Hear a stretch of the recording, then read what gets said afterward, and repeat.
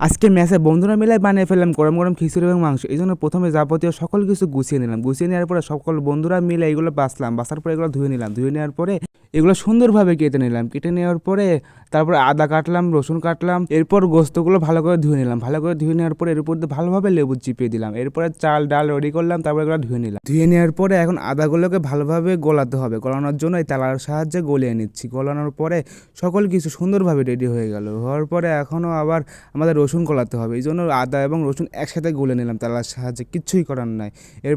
এরপরে চালের উপর দিয়ে দিল পেঁয়াজ কুচি, তারপরে দিয়ে দিল রসুন, তারপরে ধনে গুঁড়া, মরিচের গুঁড়া, তারপরে হলুদের গুঁড়া, এরপর পরিমাণ মতো লবণ দিল, একদম তেল,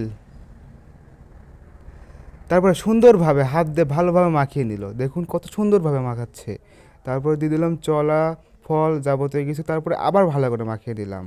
খিচুড়িটা এই রাইস কুকারের মধ্যে তুলে দিলাম। তুলে দেওয়ার পরে আমার এক বন্ধু রান্না করার জন্য তরকারিতে প্রথমে তেল দিয়ে দিল। তারপরে গরম হওয়ার পর এরপরে দিয়ে দিল পেঁয়াজ কুচি, তারপরে দিয়ে দিল মরিচ, এরপরে ভালোভাবে মাখিয়ে নিল। মাখিয়ে নেওয়া তো এই রান্নায় আমরা ছিলাম এই কয়জন, আর এ ছিল হচ্ছে রাঁধুনি, এই যে এই লাস্টের জন। তারপরে দিয়ে দিলাম ধনে গুঁড়া, হলুদের গুঁড়া, মরিচের গুঁড়া, পরে গোস্তের মশলা, ভালোভাবে নাড়িয়ে নিলাম। তারপরে তেল দিয়ে দিলাম, দেখুন কত সুন্দর দেখা যাচ্ছে। এরপরে গোস্তগুলো একে একে দিয়ে দিলাম, তারপরে সুন্দরভাবে মাখিয়ে নিলাম। তো প্রায় হয়ে গেছে, দেখুন কি সুন্দর কালার এসেছে। দেখুন খিচুড়িও কিন্তু হয়ে গেছে, খুব সুন্দর গন্ধ বের হয়েছে। আমাদের আনতে যেতে হবে পানি, এই জন্য প্রথমে বোতলগুলো নিয়ে বের হয়ে পড়লাম, মোটরের সুইচ দিয়ে দিলাম। তারপরে চলে আসলাম গন্তব্যে। এখান থেকে আমরা পানি নেব। পানি নেওয়ার পরে চলে যাচ্ছি রুমে। এরপরে আমরা সকালে বসে পড়লাম খেতে। দেখুন আমরা কড়াই ধরে নিয়ে এসেছি এবং রাইস কুকার সুদ্ধা নিয়ে এসেছি, কিছু করার না, এরা ম্যাচ।